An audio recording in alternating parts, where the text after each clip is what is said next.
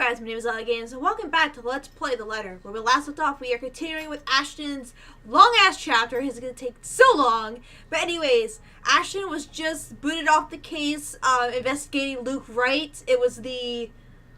oh my god, it was the Firm case, I think it was called. He was booted off that case, and he gave the news to Professor Clark, whose wife was killed in a arson. She owned a bakery, or they both owned a bakery, and she was killed when it was razed to the ground. And then coincidentally, a Wright Enterprise got the property and built a hotel. So it's like they believe Luke Wright had something to do with that. But anyways, he is slowly starting to think that this curse was not just a bunch of bullshit. He's actually like, this might actually be something, and Isabella's not just crazy. But anyways, we just got done speaking to him, to Professor Clark. Now we're gonna go, I think that he said we're gonna go see Zach, so. You didn't have to do this for me in the first place. And Isabella is tagging along. You know it's not as simple as that. We head down to my car in record time. Not a single word wasted to hit the road and drive to Zach's place. If any one of us, other than Isabella, who knows anything about what's going on, who can help sort the muddled mess my mind is, it's got to be him. He listened to her, and he's experienced a lot of shit. Zach's the kind who prefers to laze about around his apartment on a weekend, especially after having a busy week like the last one. The big guy's nowhere in sight, though, when we arrive in his unit. Figures. People don't seem to be where they should be when I need them. For it to happen now, of all times, it frustrates me. I can see why Inspector Abigail and Rebecca sometimes tell me I have a temper, though I always tell the latter that it isn't that bad as her fiery streaks. Alright. Okay. Sometimes I forget if I actually hit record or not, so I'm sorry. Let's see. This is the 29th. So he should be at the park by now, right? Zach should be at the... yes, he should be at the park, because he meets Kylie. Yeah, alright, yep, I was right. Because I'm like, he's not here, so I think he comes back and they were there. Looking around, I find no sign where he might have gone to. He usually leaves a note on his fridge if he's out for the day, just in case someone drops by. I hope. Maybe he ran out of eggs or something and went out to buy more?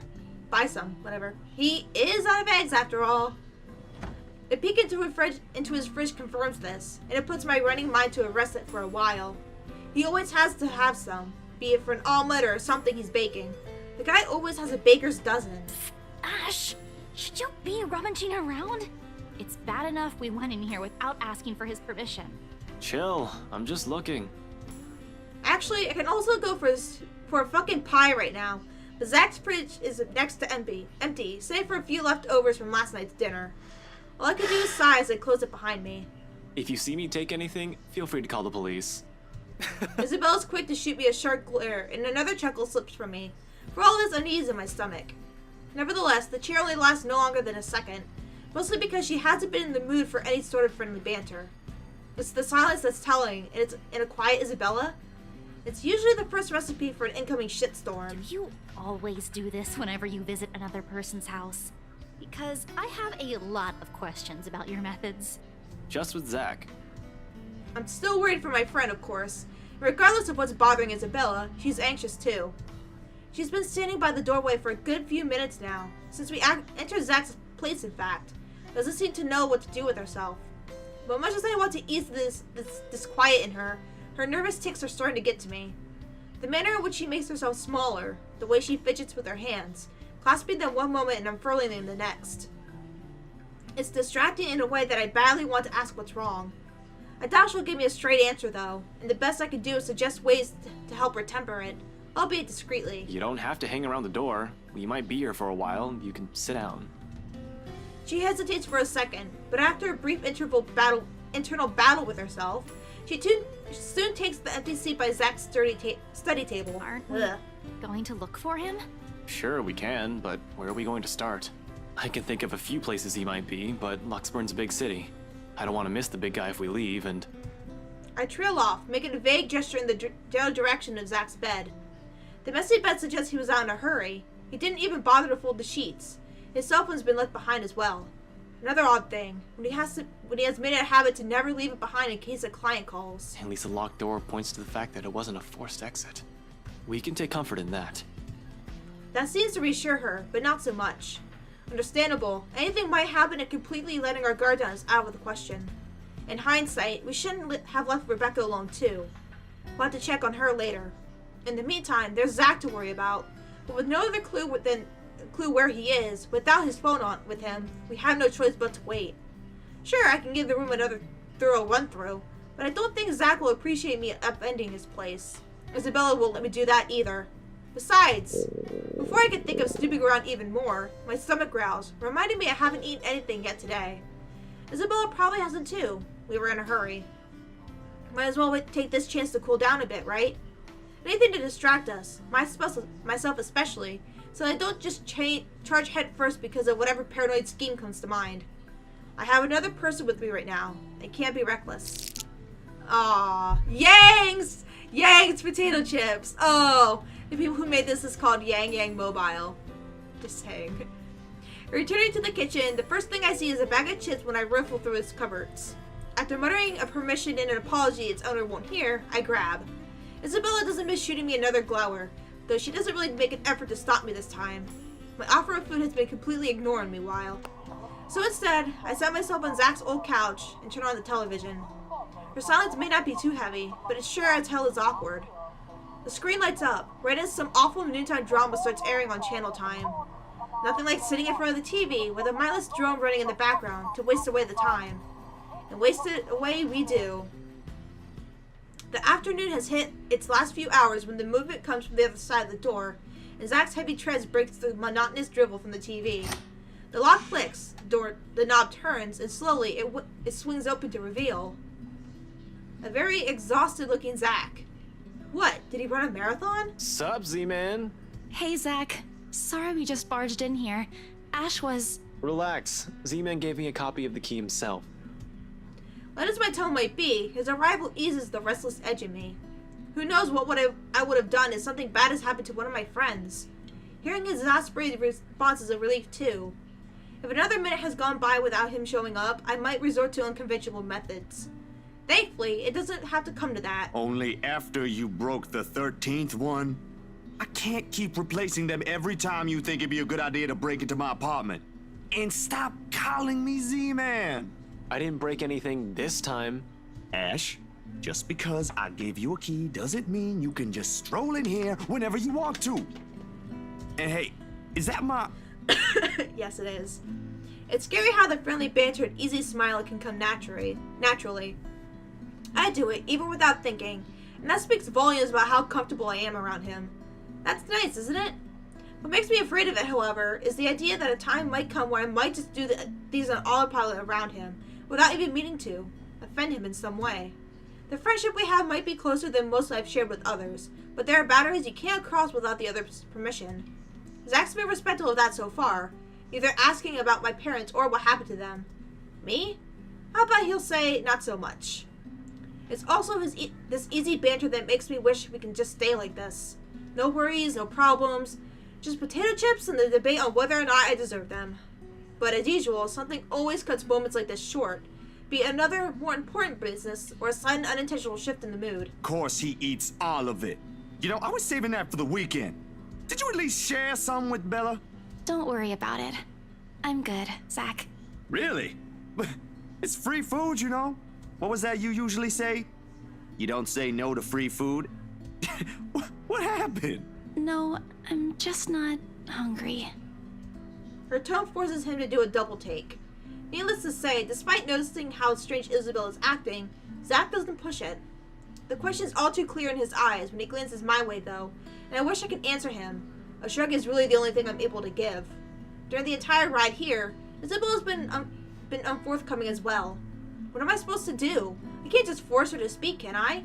She's not a criminal to be interrogated. She's a friend, for Pete's sake. And I'm 100% sure she'll snap at me, if I pressure her. It's a good thing Zach has a better handle of the situation than I, and soon enough, he changes the subject. Where it leads to isn't necessarily the better topic, however. Aye. But if you want something, just say so. I've got a fully restocked pantry right here at your disposal. Still not a 5-star level thing, but for an empty stomach, it'd do. Just say the word. Thanks, Zach. Maybe next time. Food is not really what we came here for. Ash, he's the one who... She trails off, stumbling into one of her uncertain silences again, before glancing my way. There's a plea in there, for me to take the front in this. Because despite wanting to hear Zach's answers herself, Isabella's uneasy vibe still reverberates throughout the room, palpable however wordless she stays. Where do we start? The mansion? The strange things we've been seeing? The letter? If anything, this simply feels like waiting for the inevitable to fall. Even I'm afraid of what he might say. Her concerns are definitely not unexpected either. I'm sure. She blames herself for this. Even if I'm equally as responsible for not listening to her pleas for opening that letter, on the off chance there's a truth to this curse, this is my mess as much as it is hers. That much I can state with complete certainty. If it'll be enough to lessen her worries, I'm no longer sure. I can't even believe I'm considering a deeper look into this whole thing in the first place, but here I am. Please don't tell me something happened again.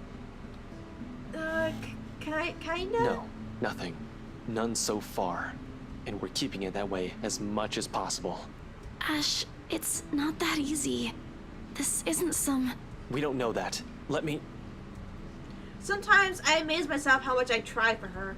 What else can I do? I was the first one who brushed her off.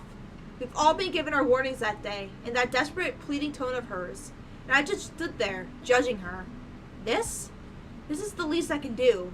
Perhaps even make up for all those other times I've hurt her. Let me look at this first, okay? I agreed to help, but you've got to let me handle things from now on.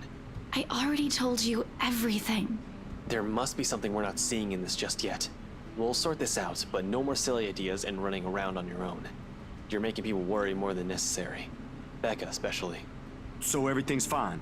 Depends on who you're asking. How are things with you? Anything odd? Good, I guess. Liar! Admittedly, how things went down at the housewarming party last night threw me off a bit. I'm not asking about that. Remember the letter thing Isabella's been yapping on about? I'm asking about that kind of odd.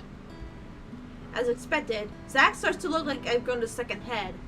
Yeah, I will too. If there's ever a universe where I'm standing in front of myself, give him a piece of my mind. And since the rumors surrounding the mansion are nothing but tales, whatever happened to Isabella, whatever's happening lately, likely has a logical, more grounded explanation. Because yes, I am a skeptic. Even as a child, I never believed in ghost stories. The Lucky Charms and mystical objects from my mother have often been stored away or given as paltry gifts to those who appreciate them more. Well, the dreams, they're a lot worse than usual. There's a woman now, ever since we saw that letter. I don't know if it's the same one Isabella talked about. Maybe it is, maybe it ain't. I really don't want to go back to sleep sometimes. Last night was the worst. Anyway, why are you asking about this? Rose's death isn't just a coincidence, Zach. It may have something to do with... I may have... Wait. Stop right there for a sec, Bella.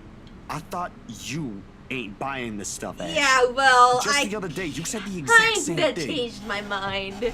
Just a bit. The fact that I'm even considering this is crazy, when every time Isabella has talked about her country's silly superstitions, I'll just brush it off. Point out every inaccuracy I can see until it's all but exhausted. Granted, I haven't eliminated every single possibility here yet, but what else is there to go off from here? I try to stamp down the annoyance from the thought alone. The worried look Zach shoots my way doesn't help one bit in helping me gather my thoughts either, when that's what I came here for. Somehow, everyone's so suddenly just so worried about me. Isabella, Rebecca, the professor, and Zach. It's not like I'm pulling this out of my ass. I still don't, but even Rebecca, out of all people, claims there's something. Whatever this is, someone has got to look into it. Everything about this screams shady. Along with Isabella's warnings. What's occurring around Zach? What's happening around Luxborn since Isabella has found the letter? Have you two seen the news this morning? Zach's puzzled expression is enough to answer. Of course he hasn't. Another night, another nightmare. The guy most likely went out as soon as he got out of bed. To shake the images off. The memories had never really left him. Isabella, though. I haven't, actually. Mama called, and I was busy. The words can easily mean anything, from another good news to one not quite pleasant. The latter, most probably, considering the bleak mood she's been carrying since this morning. I think it's something with her dad. The question is, how bad exactly is it this time? Did her Kuya, her older brother, end up in jail again? She's had to bail him out numerous times in the past. Though all that did is piss her off every time, not sap every ounce of cheer out of her. Or is it that the other brother, the one who's insisting he quit school so she could come home? That was 2 years ago. As far as I know, she already sorted that one out. It couldn't have been her father, right? With the mansion's sale, she's earned enough to cover every bill for a while. It should. So what is it then? I think maybe something happened and it didn't work out. But No problem. It should be in the afternoon news as well. whatever her troubles right now, I doubt it's something meant for casual discussion. Else she would have mentioned it sooner. Tucking my curiosity for later, I take the remote and begin cycling through the channels. A distraction. Not a good one, I admit, but better than leaving her to wallow in her dark mood. Eventually, I find one doing a recap of this morning's reports. And there it is. The poor guy is identified with how badly his body's been burnt. Murder via arson? That's the logical explanation if I'm the officer looking into it. Except they can't find the source of the fire. The fire didn't even spread. Found dead in the early hours of the morning today. The fire was contained within the room and no other tenants were harmed, according to Luxbourne police. They're going to consider spontaneous human combustion soon enough if they don't find anything else. But what's important for everyone to know is the state of the room. Help me. Repeatedly scrolled around the place. A similar writing was found in another victim's room from last week's incident. Both were employees of Briar Realty Corporation. LBN has reached out to the... Like what happened to Cooper. Hell, I wonder how many other deaths I missed.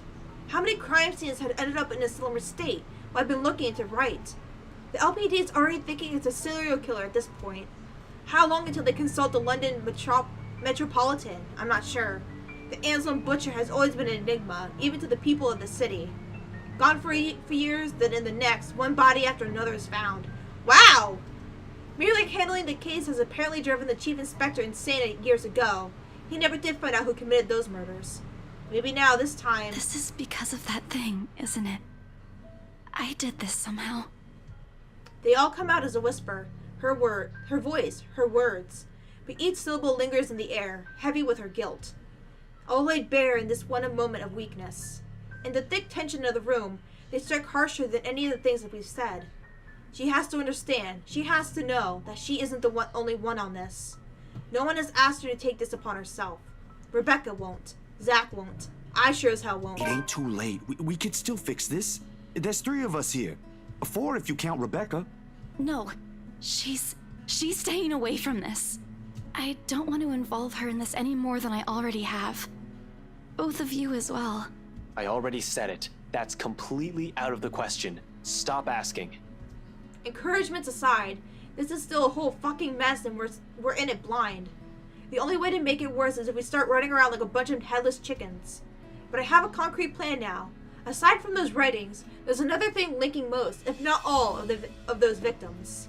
The latter, I'll still have to look deeper into, of course. However, this little detail has been bothering me after the second publicized death. Most of the victims are employees of the same company before their untimely deaths. Briar Realty Corporation. I said it right this time! Inconsequential when one looks at the grand scheme of things, but maybe, just maybe, I'll be able to find something there. Maybe Isabella's right. Maybe she has a point in suggesting we dig deeper into BRC itself. Maybe we are looking at it the wrong way.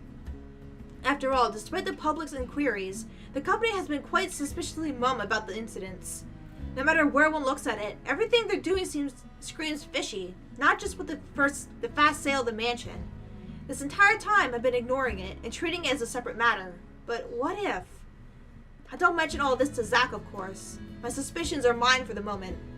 The details are something he doesn't need to know until I have something to show. It's enough that he's aware I have an idea in mind. For his part, Zach doesn't push it. Nothing but a heavy silence leaves my departure hours later. Though from the looks of it, he has a plan of his own too. This, despite my insistence for him to stay put. Zach always means well, but I'll worry less if he's not moving about without my knowledge. but there are so many unknown variables at play here already. Hell, I'm still apprehensive about letting Isabella tag along, though she insisted, and I know, despite myself, that she can help me get what I need faster than rationally snooping about alone. It also goes to say she'll be safer when she's with me. This is a really big one, and I'll be damned if I let anything happen to you guys while I sit here. I'm done running when things get tough. Which doesn't particularly excite me, if I'm going to be honest. I trust him to be reasonable. What I don't trust is the uncertainty that we aren't simply jumping out of a frying pan and into a fire. Look, bro, if things ain't good, It's like jumping out I'll of be a the frying first pan one and out. ending in a fucking blender. But allow me this one thing, aight? Just this one time. If that makes sense. If it doesn't work out, you'll be the first one to know. You can laugh then, or berate me all you want. But please don't ask me to step aside like I'm incapable of doing anything to help. Anyway, what can I do? Short of cuffing him, which will present problems of its own and leave him terribly vulnerable, it's not like I can keep him leashed. He's an adult, a man of his own. I just hope this whole thing doesn't get any more foobar than it already is. All right, stay safe, Zach. I want to say more than that, but I don't want to state the obvious. Zach's not an idiot. He knows I mean more. He knows not to run into things recklessly, a lot more than I do. He knows to keep his lines of communication open, always ready to call for help when he needs it. And he knows not to get in over his head. Seriously, he'll probably make a more responsible police officer than me, if he only has the heart to join the force. Okay, I want to see something. Alright, let's see. Okay, so the 30th is when both Rebecca and Zach would have died. So, I'm curious when I go back. I'm going to obviously go back and play this game by myself. Just do all the endings, maybe get everyone killed, and then go, you know, I don't know. But I want to see how he's going to react, how he would react to picking up the phone and hearing Rebecca, and then hearing about Zach dead in his cell and shit like that. I'm so curious. We certainly can use more people like him, kind people like him. Though, as good as that thought is, I push all of it into the back of my mind as I step out onto the pavement and join Isabella in my car. Tonight, I can't stay distracted. Except for a few half-hearted attempts at getting some kind of reaction from Isabella, the drive to BRC is a quiet, awkward affair. More so, the hour-long wait for nightfall in an adjacent car park. Even with only the two of us, without any suspicious bystanders loitering in the vicinity, the place is rife with tense energy. Only a matter of minutes now. Well, that's when you go to, like, I don't know, go to Starbucks Coffee. Just wait there. Nevertheless, the ticking seconds do not take away the edge, and for the 5th time since we've arrived, I reach down and fiddle with the radio, adjusting and turning the knobs with no real purpose. It's a nervous quirk I've developed and never bothered to correct during stakeouts. With the lack of a friendly conversation to distract, I've nothing else to keep my mind occupied. What else is there for me to do?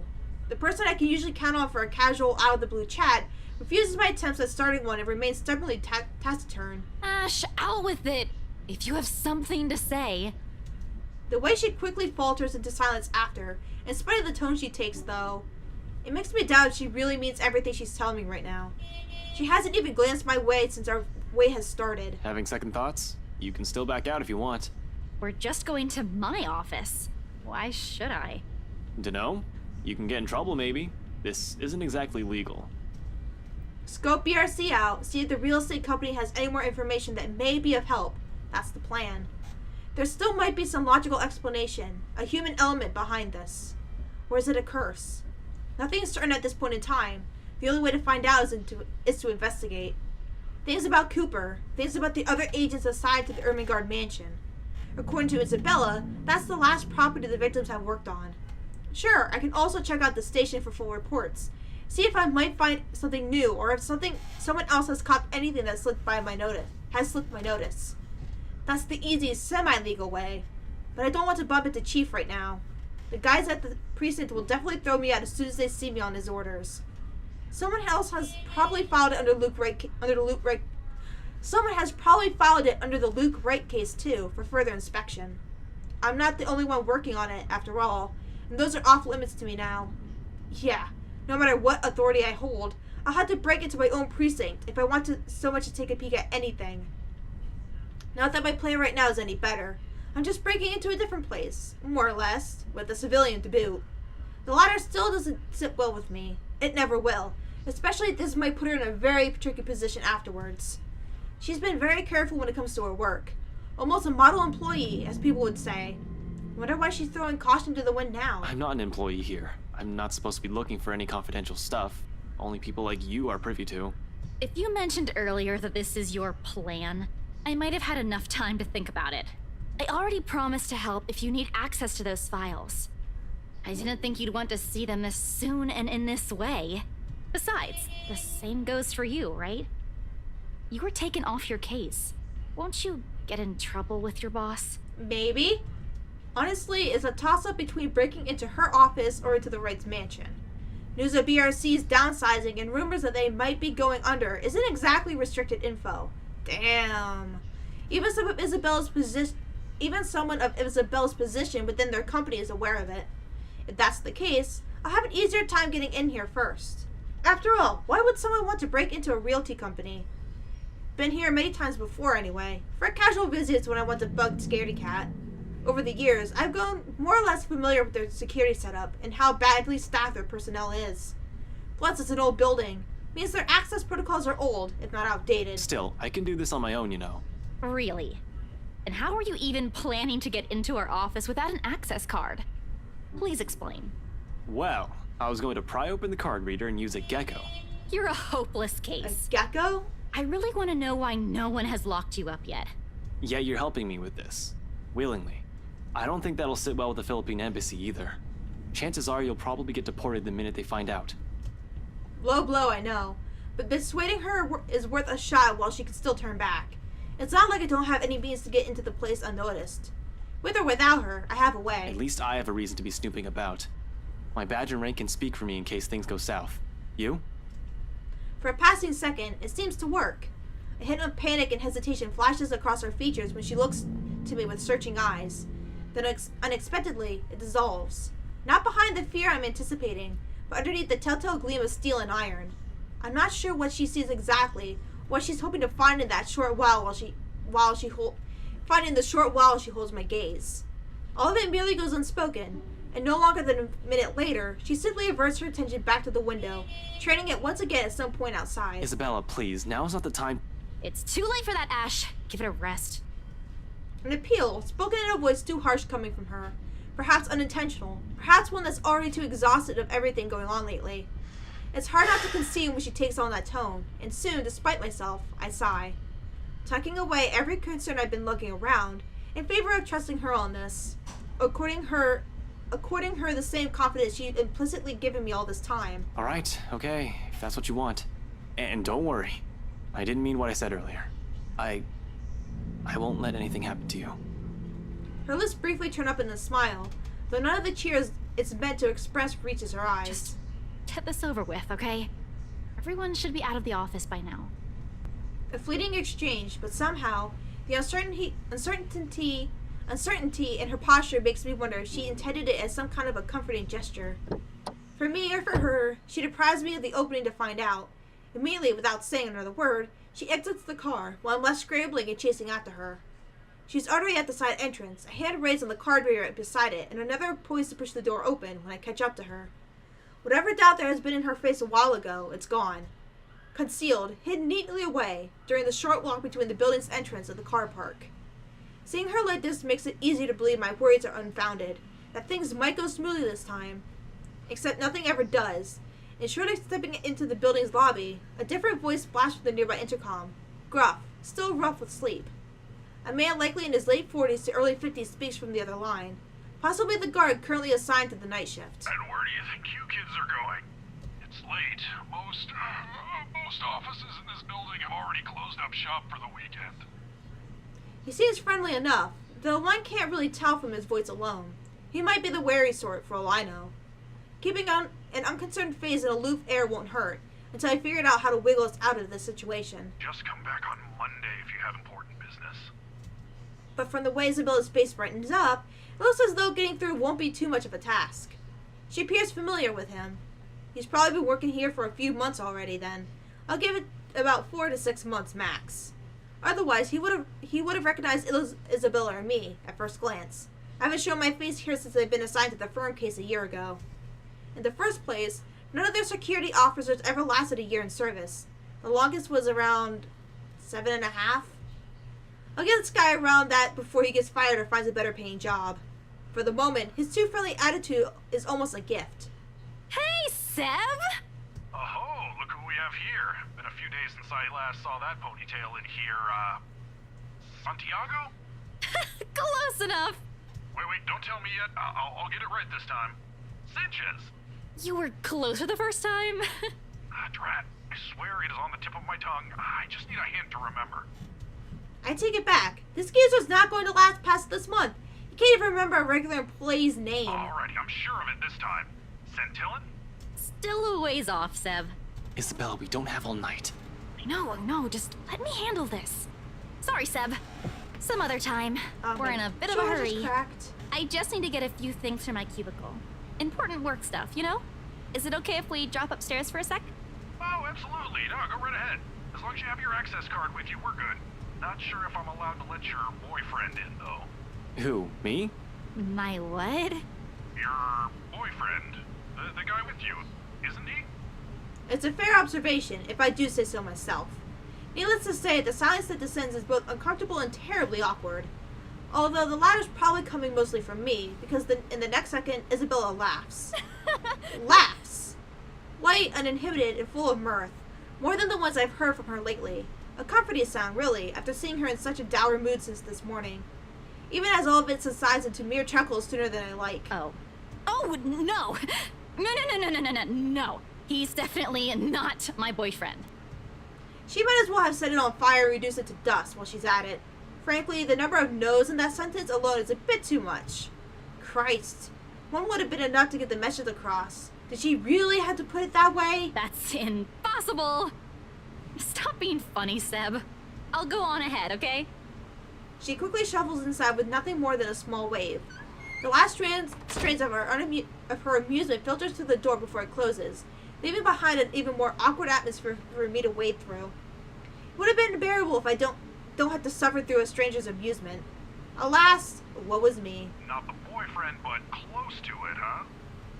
Mind your own business. Kids these days. Good to see her up and about, though. Thought for sure she'd up and disappear like the others. Excuse me? You know, stuff in the news. You mean what happened with Rose Cooper? If I'm going to be stuck here with him for a while, I might as well try to gather as much intel as I can. He may just be a guard, someone with no real authority, but most of the time, people like him are the ones who know more than they let on. A few carefully worded phrases are usually enough to get them talking, so long as you appear friendly and pretend like you're not smart enough or too interested. Yeah, but even before that, we've got a couple of good blokes we never saw again. Really? Those guys could have just resigned for all you know. No, I only catch tidbits of stuff from over here. Oh, seriously, I heard the branch is getting flushed soon, but that's no excuse for anarchy. Figures why Boss Man's been in an awful temper these past months. They managed to strike a good deal with the mansion in Ansem, right? That didn't do the trick? Didn't seem like it. The bloke shouting like no tomorrow again. Wasn't very pleased when Gurley called and asked for another leave yesterday afternoon. Gurley? Isabella? It's not too surprising, considering she's already been gone for 3 days. Now she's asking for another?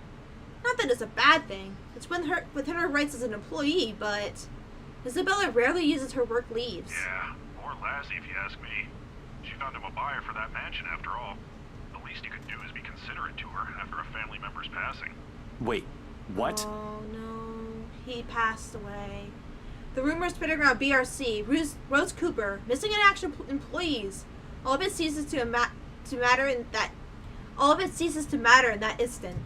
Almost on instinct, my eyes zero in on the intercom speaker, as if staring daggers at it will show me the man behind the voice, so I can see the truth in his face myself. Oh, you don't know? No, what? Nothing. I shouldn't be the one you're asking, and, you know, things might get a bit boring here. No one really wants to hear what a poor old guard wants to say. Why don't you just go after her? As long as you're not looking to create trouble for me, it won't be a problem. You aren't here for that, right? No. No. He's lucky I'm not here to hurt anyone. If I were someone else, someone with ill intentions, he might not be smiling at the end of the day. Well, no, but... I'll go and unlock that side entrance for you then. Just don't forget to turn off the lights before you both leave, okay? Hey, wait a second. What do you mean by... He cuts off the connection before I can finish, and the rest of my question dies in my throat. Soon the latch clicks and the nearby side door swings open, waiting for me. The guard, Seb, a stout man, wearing a uniform still too loose for him, waves me over from the gap before he disappears behind his station again. Just my luck. Here I thought I'm going to have to count on whatever Isabella brings with her. Although, no matter how much I want to feel happy, something else has already taken a firm seat in the forefront of my mind. Is that why she's been acting not like herself today? Since when? Of course, as I step into the building, I try to push all of these questions as far down as I can. I need to focus. Work is work. No time to think about other stuff, but we might have a bigger problem at hand. But if what I've heard is exactly what I think it is, if it's a sign of things to come, honestly, I don't feel too good about that. It's a quiet ride up to the 7th floor, where the BRC main office is. Seb has been kind enough to switch the guest elevator's power on, just as I'm about to head for the fire exit stairs, which is a welcome relief. I'm an active guy, but stairs? I don't want to tire out too quickly, in case things get ugly. There probably won't be any troubles with the building this quiet, but you never know. Besides, the whole place still feels eerie this time of night. Lights are good when you're walking alone. The occasional thought of ghosts lurking about certainly doesn't help. Though there is no wind, I swear I can hear whispering. Every shadow is a suspect, and with the low light, every time I see my reflection is a daunting affair. Excuse me, I had to firmly remind myself, until proven, those are just stories. Worse things could happen. Ooh, no need to scare myself with whatever image in my head conjures. I have a mission. Going about as calm as I can means fewer mistakes. Oh, I sure am fucking gutsy, especially with what I'm doing. I'm breaking a lot of laws here. I'm also putting Isabella in a lot of risks. Best thing that can come out of this is that Isabella's right. That this whole fiasco does point to a curse. And I make sure nobody dies to the damn thing. I think that's what happened to her dad. Worst case scenario, 1. Someone finds out about Isabella's involvement in this, and her boss fires her. 2. I find evidence that will implicate BRC or Luke Ray in a crime, and my meddling, if I'm not careful enough to hide our tracks, makes it inadmissible in court. Or is it the other way around? Both certainly don't sound better than the other, though right now, the latter seems very enticing to wish for. In the first place, this whole deal with curses is crazy. I'll be honest, I strongly prefer losing my job or facing right over some spirit or ghost or whatever it is all my friends have claimed they've seen. At least if there will be problems with the former, I can always work around it. Isabella can find a better job. BRC never did pay her properly, despite her efforts. Fighting off a phantom? How does one even do that? Do guns even work with them? Probably not. I'm crazy just going here, but what choice do I have? I can't just say, oh, hey, Chief, you know about these strange incidents lately? It's probably a curse or a ghost or something like that. Yeah, not going to happen. This whole thing has already spiraled out of our hands. This is simply damage control. Working with what I have and I can still do. Get to the bottom of this and see how I can fix this whole mess. If I do it without anybody noticing, without leaving a trail, all the better. Good thing that's what I'm good at. Jesus, I don't like this. Alright, I got easy way in. I'm going to save real quick. Alright, and I want to see where we're at on the tree. Sorry, I was looking like... we're making some progress. Yay. Oh, there's a QTE. There's a QTE. I looked at this whole thing and I didn't see almost any QTEs. And I was like kind of getting depressed and I missed that. Oh, we're going to die at least once. Well, maybe. I'm eager that we're going to have one though. What I'm not and what probably never will grow better at is finding the proper words when a stitch calls for it. There's a reason why people never ask me to deliver bad news. Whether it's an accident or informing spouses of their deceased loved ones. Unless, of course, the situation is really dire or no other officer is up for the task. But those times are few and far in between. Regardless, it's an unspoken rule, even among my friends. Ashton Frey and his terribly blunt mouth should be kept from giving out these kind of talks. I agree. More often than not, I would never like doing so anyway. It always leaves a horrible sinking feeling in my stomach. Something I'll likely drown out with a few drinks at the pub, and I hate drinking. However, seeing her small form beyond those glass doors, it's difficult not to try. Though her face is turned elsewhere, her eyes focus solely on the papers littering the table in front of her. An entirely different weight lines her shoulders. Heavier, burdened with grief a lesser person would likely cave from. But Isabel is never one to yield. She's stubborn to a fault like that. So she pushes through it because it's the only thing she's known. It's the only thing life back home has taught her. All these years and the 5 she's been with us, the pain of being away from her family is something she has never failed to carry with a smile. People who have never seen beyond those grins and her cheer will never know. Now she's attempting to act as if everything's normal. Rebecca's probably not aware of this. I get it. We have other problems at hand. I've done the same thing plenty of times after all. Yet, it's on her eyes when she glances up, as I get the door a few light raps. She wastes no time in leaving her work and opening it for me, though a look of confusion understandably passes across her features, when she takes in my presence. Seb, let you in? The rough edge in her voice brings a whole different tune to my ears. Bleh. Soon she might be in tears, though. Now that I'm aware why, but knowing is different from hearing it straight from her. I can't simply bring this up, can I? It's never a topic suited for a casual conversation, inappropriate among other things. I doubt she'll want to talk with me about it. If she hasn't told Zach or Rebecca, I'm willing to bet she hasn't told anyone yet. As much as I want to help her through with this, there's a distance between us I'll never be able to cross. And admittedly, it wouldn't be there if it wasn't for me. Perhaps, if I'd been more honest years ago, less of a coward, I might have been able to. Figures I can't even do that for someone I keep telling myself I care deeply about. What can I say? I'm a very charming person. To a rock, maybe. Despite myself and the circumstances we're in, a soft chuckle manages to slip. This is the closest we can get, I suppose. The light banter, the fleeting glances, or sometimes the long bowed silence. It's enough. For me it is, because even without words, there's comfort in them. With her, it's easy. Must be a pretty cool rock then. Ugh, get over yourself. Hey now, I deserve some slack here. Today's supposed to be my day off, and yet here I am helping you out. Helping? By standing at the door? Well, you're not exactly letting me in. Despite what she says, she moves to block me when I try to enter. Doesn't seem to have any plans of allowing me inside their office either, unless I force my way through. Not that I'll do it to her, but... She must have been expecting this the second we walked up to the building's entrance, counting on the night shift guard to bar me from this place.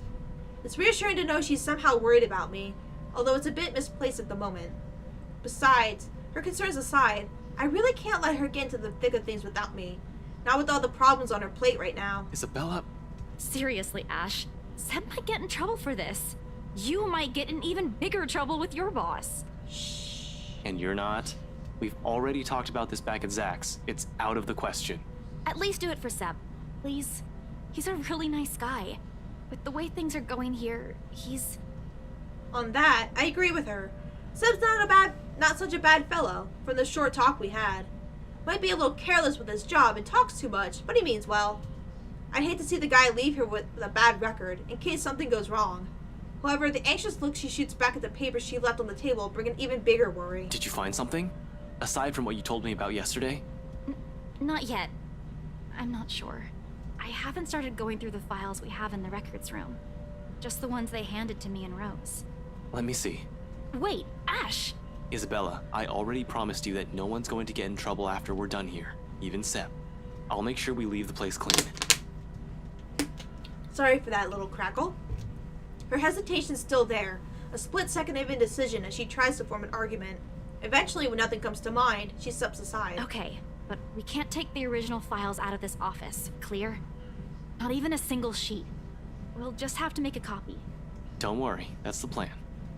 It appears to reassure her. A nod, then shortly, she gestures for me to follow, leading me to her workstation, albeit with a little reluctance in her step. Passing the sea of cubicles, I can't help but take in everything in their office, a force of habit for the most part. As far as I know, BRC Luxport used to own this whole building. Offices in several floors once upon a time, when real estate was still lucrative business for the company on this side of the country. Then competition showed up and suddenly everything's not so good anymore. It only got worse as the years went by, or so according to the rumors.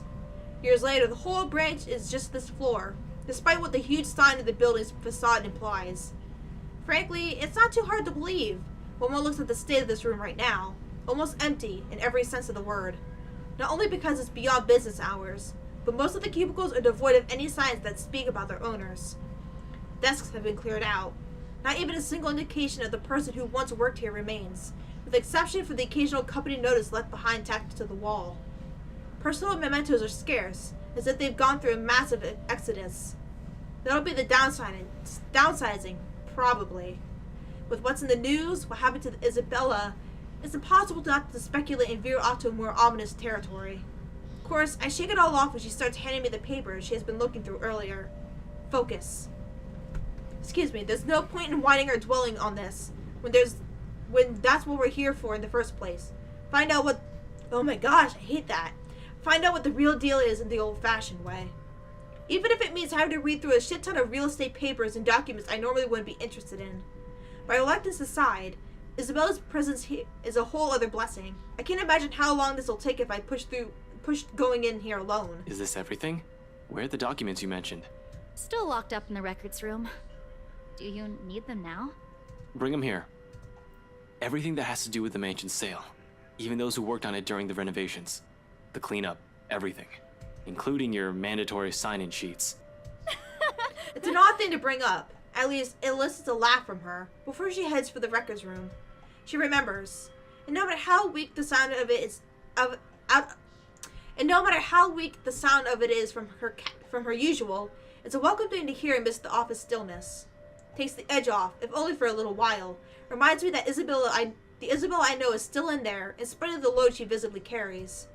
She returns minutes later with a thick stack of folders and binders.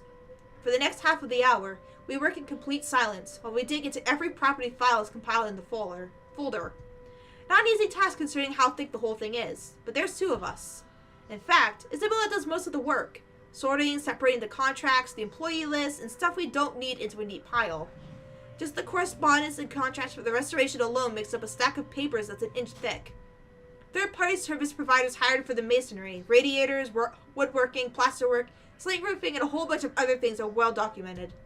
Hell, every single contractor working in the project is individually listed, even if they're just there to do the plumbing. It's a high profile and a high cost estate, alright. But with that scope comes the loopholes. Means plenty of room to hide something in, if there's something fishy going on.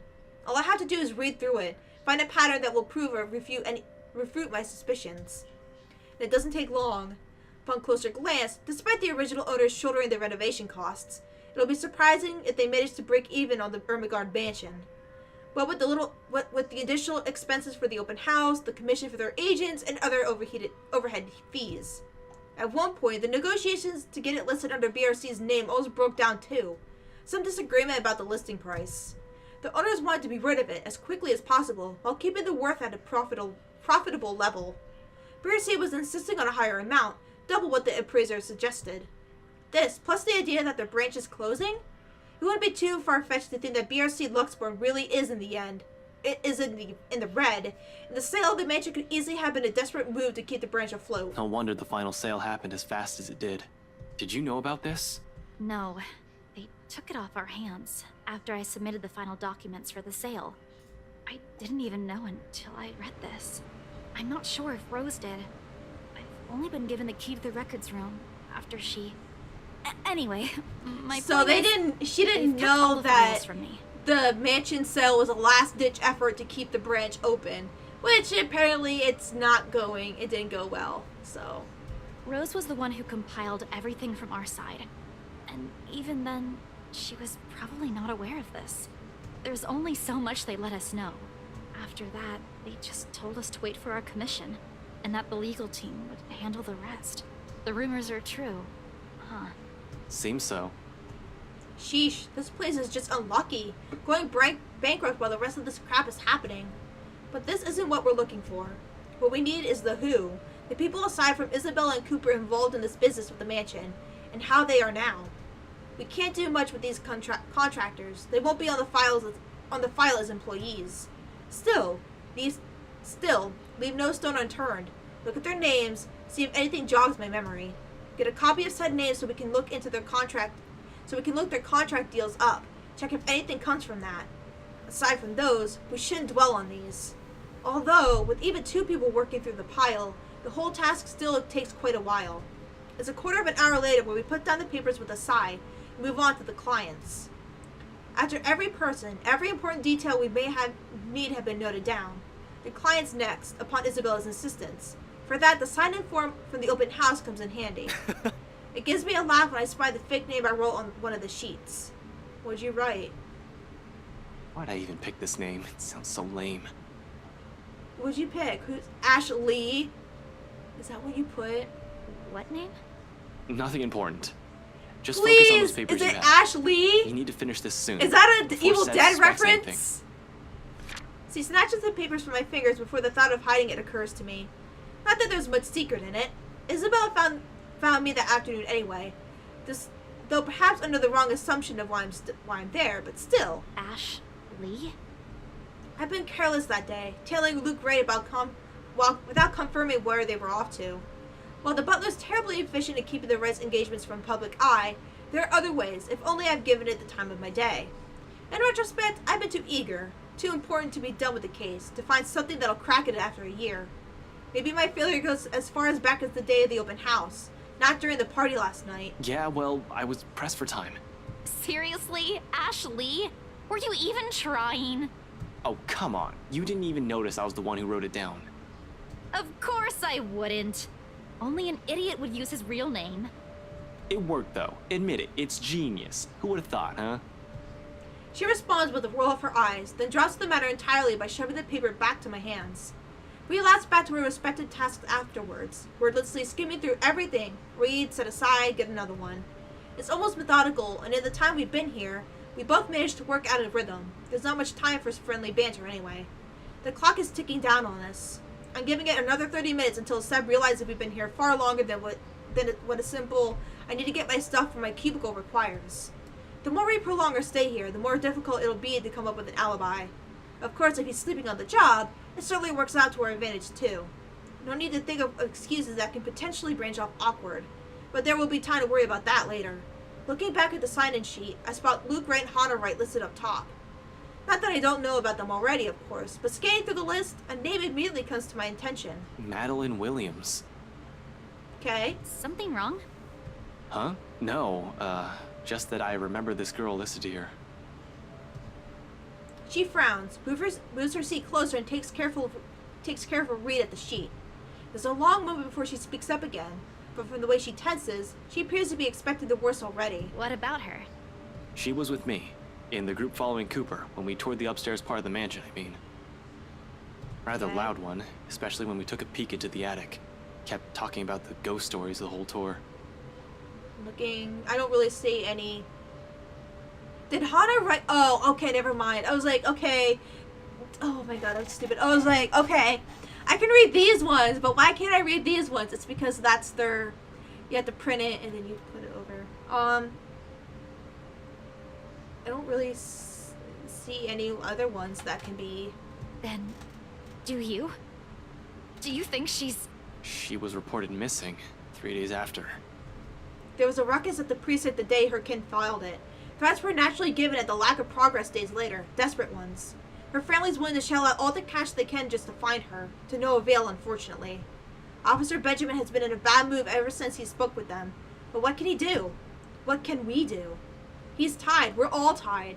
There's only so much we're able to do, with everything that has been shoved into our hands recently. She still hasn't been found. It's already been a week. Isabella makes no further comment aside from a nod. Instead, she merely sits back on her chair with a distant look in her eyes, her hands balling into a fist in her lap as she struggles with her frustration. Or maybe it's anger. If she keeps at it, she might draw blood. But the moment doesn't last too long, thankfully. Soon her grip loosens as she folds her hand back on her lap. The expression on her, however, it's what I've seen too many times in the mirror. What does one say to a person burdened not one by loss, but many, who carries it in her shoulders like a badge of shame? I've yet to find the answer to that myself. Until then, the only way is forward. Press on, see where this might lead us. Despite my own doubts and the uncertainties in this, a cursory glimpse of of that look on her face is enough reason for me. I can't just give up. There's too much at stake, too much to lose. With a renewed focus, I continue, scanning each of the names for any sign of familiarity, if I've overheard any of it in the news or from the reports coming in the precinct. On the third and last sheet, I spot another one, Beatrice Wilde, one I recall from the newspaper obituaries. Died of a heart attack. A letter of correspondence expressing condolences to her family confirms as much in her files. Passed away at age 74 in her sleep. She's at that age. It certainly could have been a natural death. Right? Because if Isabella is to be believed, I like to believe so. But 3 more letters turn up when I rummage through the stack. It leaves nothing more than foreboding feeling in me. They're all addressed to families of clients who have passed away in the past week. Regardless, these go into the pile of things worth looking into after a visit here, along with William's info sheet. There are just so many names, so many faces, each one I've seen that day, and here I am wondering if they're all right. It isn't a selfless thought that brings the question to mind. Rather, it's the logic that if more of them are still alive, the more, people I can choose to question. Nothing's concrete yet, but we're making progress. Even though the whole half of it is a bunch of still unfounded speculations. Once done with the sign-in sheets, I hastily stash it along with the growing pile to my left and pull out as many of the other documents Isabella has already prepared for me. We're working through employee lists now, those who have been assigned to the mansion. Because if Isabella is to be believed, if what she's seen and what happened to Rose Cooper is because of that letter, I need to know everyone who possibly read it aside from the 3 of us. I also need to confirm if they've been noticing strange things too. For all I know, these may just have been a terrible coincidence. Although the thought of that starts to diminish as the pile beside me grows. 15 minutes later, the stack close to my elbow has risen from 5 to 21 different dossiers. Dossiers? Client and employee documentation. People who have either visited the open house or worked on the property in some capacity since the letter's discovery. Turns out there have also been 2 more BRC employees who directly handled the mansion aside from Cooper and Isabella. Christian Tsai, the realty specialist, and Mark Julius Jean Marie. Holy shit, that name! The estate appraiser. This C guy. He was in custody just the other day. Really? Sir John has been looking for him. He stopped reporting to work a few weeks ago. Are you sure it's the same person? Yep, this is him. Folks at the precinct said they went to his house after a noise complaint. They found him just acting all crazy. Had to take him in when he started getting violent. He kept screaming about a woman. Immediately she stiffens. I don't want to bring it up or imply a connection to Isabella's story, but it is exactly what happened. It was driving the guards mad, but he didn't last too long in there. A few hours in, and he just started bashing his own head against the wall, and, well, it was messy, to say the least. Oh no, we had no idea. Is he okay? I don't think so. HR just marked him as AWOL because none of their calls would get through. He's in the hospital right now. Okay. I heard they're putting him into a psychiatric ward as soon as he recovers.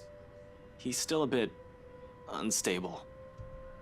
Jean-Marie, on the other hand, his employee file marks his date of leaving, and even his full payment had been given.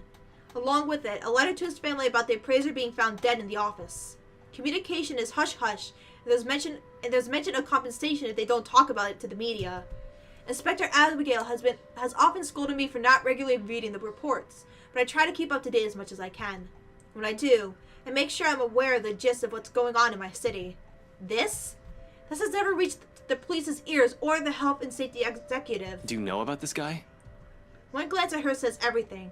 They've hidden it from the media. They've kept it from the police. Not surprising, this will also be a secret from someone of Isabella's position in this company. Fuck. Rose was looking for him. Last week. We haven't heard anything from him either. Until now. They never mentioned this to us. Business going under and someone dies while working here? Of course they want to keep that mum. It's bad publicity. This whole thing is just getting freakier the deeper we delve into this. Nevertheless, I hand the files for Isabella to make a copy of. The pages with their names, addresses, and contact numbers will do. We'll start with the ones who live within the city. Sometimes there are things you really can't brush off as a mere coincidence. In my line of work, once a pattern pops up, it's only right to be suspicious. Especially the thing with C. It hits too familiar to the stuff my own friends have been telling me. All of this? It's a considerably thinner stack than the one she has brought in. Yet, somehow, the way she hugs the folders close to herself makes it seem heavier. Like she's been hanging onto it in the same manner one will latch onto a lifeline. Only the noteworthy ones. And those might still be alive. Might. She doesn't need to know that little tidbit. We can't check the outside contractors, but the guys with the direct connection to BRC and the people who attended the open house should be enough. We don't have time to see how everyone's doing, especially if what you said is true. For a second, she appears to argue, then quickly decides against it, hides it away before anyone reads the question in her face. Then in a too abrupt motion, she turns towards the copier and gets to work. Soon, only the machine's constant thrum fills the dead air around us, while I keep myself busy cleaning up the mess of papers we made. The lack of talk is awkward, to put it mildly, disturbing at worst. Alright. I'm gonna go ahead and save here. Go ahead and save over that Rebecca one. Alright. Next episode, I don't know what's gonna happen. We'll probably leave and we might go talk to this Christian C, I think it was his name. His is super long. Whoops, not options. Don't go to options. Branching tree. Yeah. We haven't made much headway. Just saying, we haven't made much headway. But anyways, thank you guys so much for watching. Leave a like if you liked it, leave a comment if you really didn't, and I'll see you guys in the next episode. Bye! With more experience to do it, but now we don't want to put you in harm's way. Okay, you won't be doing this job if you don't know what it entails. You know what's gonna you know what could happen. So it's like you're just like trying to cover it up and It doesn't matter what I think, Frey. You're off the case, and that's final.